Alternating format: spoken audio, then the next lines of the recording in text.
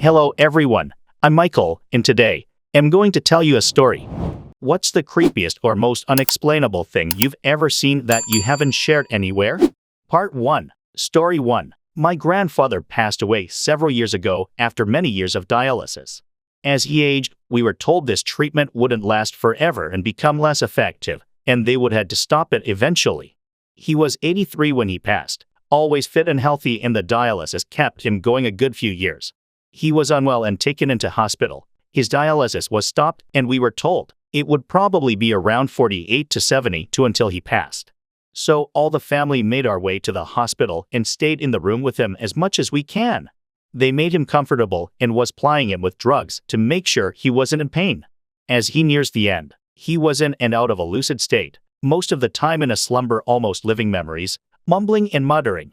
If he woke up, he would stare transfixed at a point on the ceiling, talking to God only knew who, as clear as day, and then he would drift off again. This happened all night. Moments before he passed, he sat up staring at this point on the ceiling, talking clearer than he had for the time we were there, holding my grandmother's hand. He turns and looks her dead in the eyes and says that they are asking him if he wants to take a message over to anyone. Was there anything she wanted to say to anyone? When my grandmother said there wasn't, he lay back down, closed his eyes, and passed peacefully. The whole room was silent. Every single hair on my body on end. I'm not religious, but felt I should go straight to church and start praying or something. My mother, who has been a nurse all her life, many years caring for elderly, told me that when a lot of people die, they focus on a point on the ceiling and talk to whatever is there. Her telling me that didn't help at all. Bizarre. Story 2. My husband and I were walking in the downtown area of Seaside. It was late December, so it was pretty sparse and many shops were closed, as it was a Sunday morning as well. I stepped into a Celtic shop and it was filled with people, all of whom became silent when I entered. As soon as I crossed the threshold, I felt heavy and blurry. The lady behind the counter said something to me and tried to hand me a pendant. Immediately, I saw darkness and dread. Everything felt black. I felt like something was pressing on my chest. I had never felt such darkness before. I somehow ran out the door, and as soon as I was on the sidewalk, I was completely fine, as if nothing had happened. My husband wanted to go in because he loves places like that, and it was then I realized that I had no idea why he didn't go in with me in the first place. We were newly married and had been walking with his arm around me, so it was very odd. I just said, "No, we're not going in there," and dragged him away. I have been to Seaside many times since then, and the shop is no longer there, and I cannot find the place where I remember it to be. Story 3. When I was about 8 or so, my family went up to a campsite near a lake. We went with several other families, and they brought their kids too. One thing me and this one kid would do is search the shallow areas for crawdads. As I was searching, I began to venture a ways out until the water was up to my waist. The water wasn't too clear, but it also wasn't muddy, and I could see the pale area of the shallows and the darker area where the water dropped off. But I didn't know that at the time. I ended up stepping into the darker, deeper water and began to fall in. Before I could, a pale, slender arm grabbed my leg and pushed me back to the shallows. All I saw was the arm as it sunk back into the deeper water before I skittered back to the shore. I remember it as clear as day, but nothing has ever turned up from that lake. No bodies, no drownings, nothing. My parents still think I made it up. Story 4. I was in middle school and my sister was in high school, and she was out with her friends. I went downstairs to get a snack, and my parents were in the living room. I started crying and saying I was worried about my sister. She didn't have a cell phone yet, so there wasn't much we could do. Turned out she has been in an accident. She was fine, but it was scary. A few months later, I was at school and I started crying. I called my mother and told her to call my grandmother. Grandmother didn't answer, so they called the neighbor. And the neighbor checked, and she had fallen in the tub and broke her foot. She had been sitting there overnight. I've trusted my gut ever since. Story 5. A long time ago in primary elementary school, me and my friend came to the school compound on a Sunday to explore. We came in the wee hours in the morning, and coupled that it was a Sunday, there was nobody in. We were walking along a corridor on the first floor, when suddenly we heard this thunderous noise above us. You know the sound where you drag a chair or a table across a floor? It was exactly that, but it sounded like there's multiple classrooms full of tables and chairs just moving around. It was loud, very loud, and it was extremely sudden. There's no reason why anybody would be in school, moving dozens of tables and chairs on their own on a Sunday 6 a.m. We stood rooted, stared at each other for a second, and bolted. After we got out of school, he asked me whether I heard a lady screaming in the corridor. I said no. He didn't hear the dragging sounds either. Story 6. My brother committed suicide in 2010. He was airlifted 100 miles from his house to the town by us because it's a large town with great hospitals. His wife, the only person that lived with him, of course drive her car to the hospital, leaving their house completely closed up and locked. His cell phone was left in his home office by his wife. The next morning, I got a call from his cell phone. I answered, but nobody was on the other end. I said hi a couple times with no response. I finally said everything is okay, and the line immediately disconnected. Never got a call from that number again. Story 7. I used to live in a house with 2 roommates. Let's call them Anna and Erica. I lived on the 2nd floor and Anna and Erica lived downstairs. Every night, I would hear this thud coming from downstairs. I would investigate, and it always came from Anna's room. I thought it was her doing burpees or working out at night, which seems dumb looking back. I never talked to Erica about it because I thought it was in my head, and since I was on the 2nd floor, it never really bothered me. Fast forward 2 years, and we all move into a new house with another roommate. Anna, Erica, and I live on the same floor upstairs. I start hearing the thud louder now. I go up to Anna's door and it sounds like she's hitting herself against a wall and whispering and crying or laughing. I also noticed when she left the room, she had her sheets all scattered on the floor. I ask my other roommate Erica about it, and she says she hears it too. Anna starts staying at her parents' house more often, but every time she comes home we hear the same thud noise. We started asking Anna about it, and she makes up excuses like I was moving furniture or my porch door was swinging open. After we started questioning her more, she only came to our house maybe once a month to pick up some clothes. It was so strange. I never think we'll get an explanation. Story 8. I was in bed at night, woken up by the sound of steps on my roof tiling. I think I was about 13 at the time. I see a shadow walk past my skylight, unsure of what it was. I look outside my side window and see a man dressed in all black looking out from the construction scaffolding. After a while, he looks into my window, and I try to hide. My brother also saw him. We never found out what happened to him, but the police were informed. Story 9. When my daughter was very young, 3 to 4, we were on a family vacation in a state park lodge. Our room had exposed wood ceiling beams to match the decor. Important later.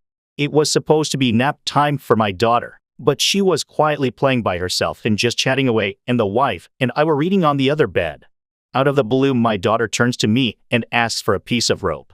I ask why she needed the rope, and she nonchalantly replies it is for my friend, the purple girl on the ceiling. My wife asks what friend, and my daughter responds, I've been talking with the little purple girl hanging from that wood up there, points to the ceiling beam. She asked me for another piece of rope. Needless to say that nap time was over, and we quickly exited the room. Story 10. A number of years ago, I was using an online chat site and got talking to a woman who claimed to live around 50 miles from me. We chatted quite happily for a couple of days. Then on the 3rd day, a Saturday night, she was online and we were chatting, but she seemed different somehow. Something just didn't seem right, but I couldn't put my finger on it. She explained that she was drinking, and I assumed that this was the reason behind the melancholy. We continued chatting and she put on a cam, so I could see her there drinking as we chatted. Over a couple hours of chatting, her mood appeared to grow darker, and she appeared distressed, but was hesitant to elaborate further. She left and returned around 30 minutes later and appeared drunker and more distressed. This time, she had a stack of tablets on the table in front of her. She claimed that she couldn't go on and started to take tablet after tablet. I had no idea what this medication was. She was continuing to take more and more tablets, and her speech was getting more and more slurred. I was suddenly in a terrible position. Was I seeing someone take their own life on a live stream and totally unable to do anything? All I had was a name and a town, both of which could be false. I made the excuse of needing the toilet and left the room, and took this opportunity to call my local police and explain the situation. The police took what details I knew, and I was told to go back and try and keep her talking and try and get further details from her.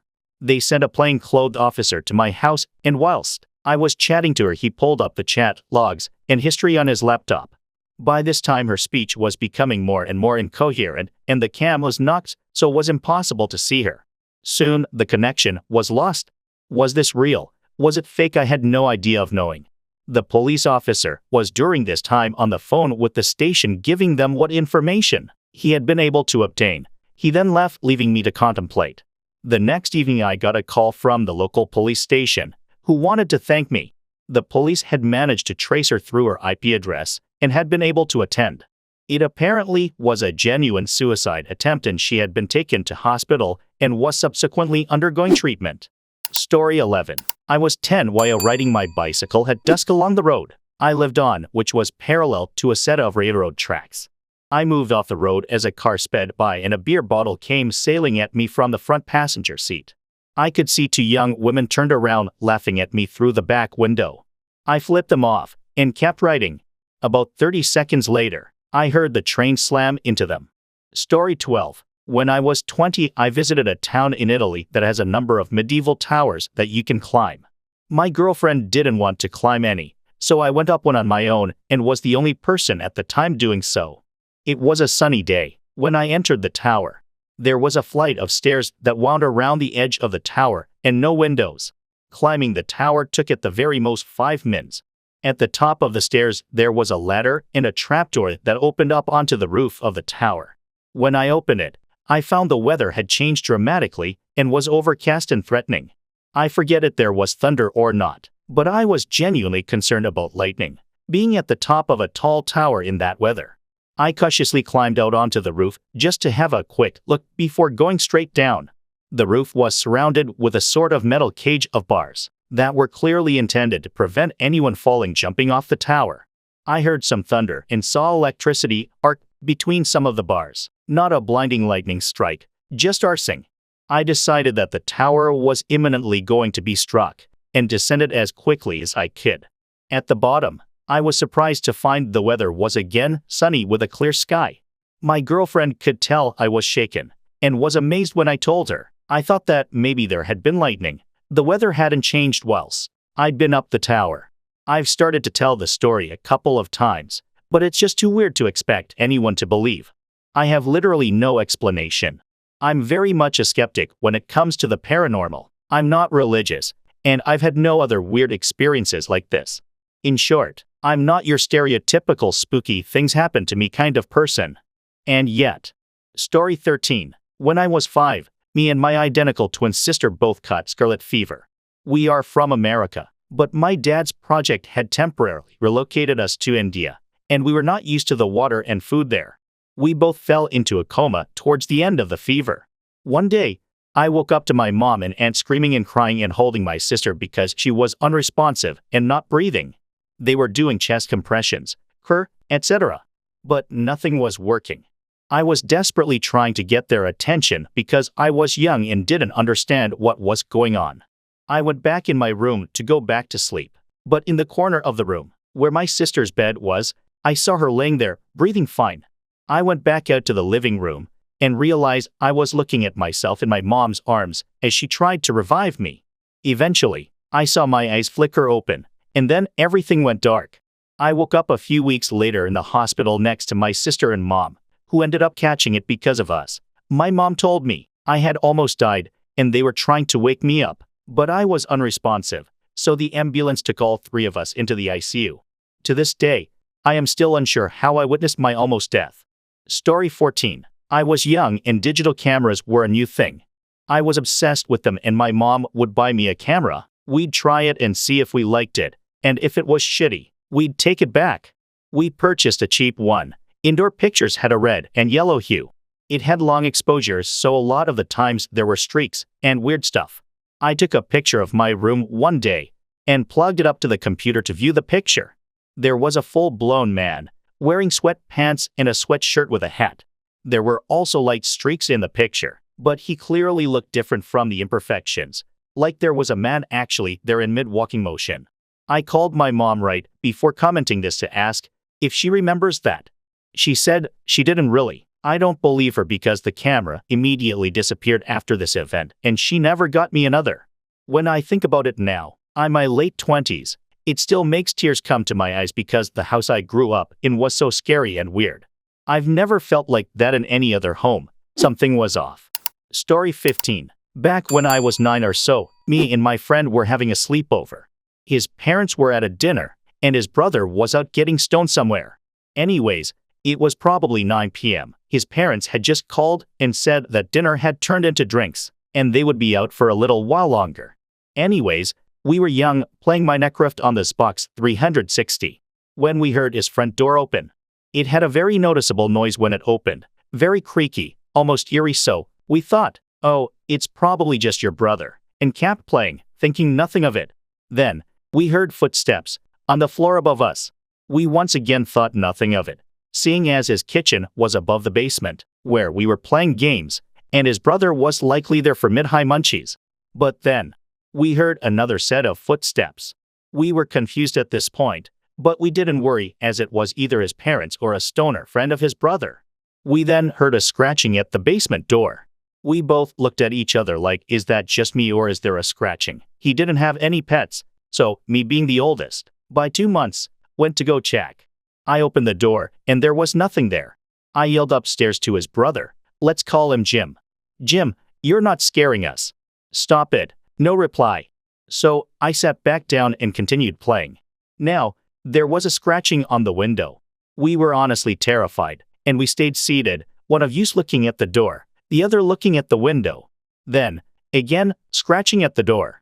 I opened it with a baseball bat in hand, and nothing. We barricaded the door and put things in front of the window. We didn't hear anything for the next half an hour, and eventually fell asleep. The next morning his dad came down and knocked on the door and tried to get into the basement. We took down the barricade, and his dad came into the room, furious. Why the hell did you guys rip open the screen door? We went upstairs and sure enough, the front door screen was shredded. We tried to convince him that it wasn't us and that the brother had done it to scare us. But what he said next made our blood run cold. Jim wasn't home at all last night.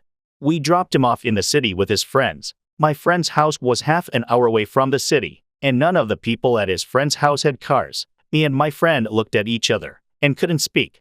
Needless to say, his parents didn't believe us. They called my parents, and me and my friend had to split the cost to have the basement door replaced. It had tons of scratch marks as well, and the screen door replaced. Me and my friend still bring this up to this day. Whenever we meet. Story 16. I've told this story on here before. I used to live in really rural Texas and was driving down a FM farm to market road during some very thick fog.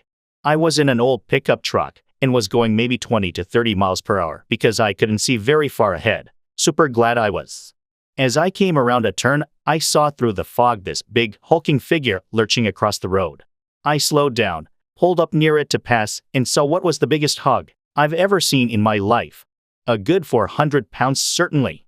It was dead, probably destroyed whatever car hit it, and dragging it to the side of the road, an absolutely massive white shaggy dog. While this dog, I was in a pickup truck, and this dog made eye contact with me, lifted its head, and stared me level in the eye for what felt like an eternity. I stopped my truck and stared. I was so caught off guard. After probably a few seconds, felt like forever, it put its head back down, grabbed a chunk of hog, and continued making its way off the road. To break it down, this dog was smart enough to move the animal it wanted to eat, large and strong enough to drag a 400-pound hog across pavement, and tall enough to look me in the eye in a pickup. I will never forget those eyes. It had mud-stained white fur, a big blockhead, and a long wolfy tail. It looked almost like a Pyrenees, common around there, but with a big street Bernard-shaped head and double the normal size. Big glowing yellow eyes. I have no idea if it was some freak mutant farm dog, a spirit, a wolf, or what, but I'd like to never see it again. Story 17. When I was about 11 or 12, I went with my friend and my younger brother to play football in a park that was in a pretty remote place, so there were never many people. Basically 3 or 4 people came dressed in like Victorian-style clothes, set up a box underneath a tree with big branches, tied a rope around it. One of them stood there with this noose around his neck and then his friend kicked the box, so he was hanging. They took turns doing this, and we left. Was super weird thinking back to it, and I have to check with my brother whenever I think about it to make sure it actually happened. Story 18. Several years ago, my friends and I were road tripping cross country, and we stopped at a campsite in southern Oregon. Something about this unassuming place made us all uneasy. It felt like everyone was staring at us as we drove in and set up our tents. We'd gotten that treatment in places where we'd stuck out, but here it seemed less like gawking and more like suspicion. Malice? The sun said. Our gear was set up, and we got in the car to smoke some legal weed before bed. We were talking and passing a pipe around, and my friend in the backseat had the door cracked, with his knee against it. With no warning, something slammed into the car hard enough that backseat friend was pushed away from the door, and the whole car rocked on its suspension. We immediately started the engine, turned on the brights, and drove around our area looking. Nothing. We fell asleep in the car arguing over if anyone was willing to get our gear before we went to a motel.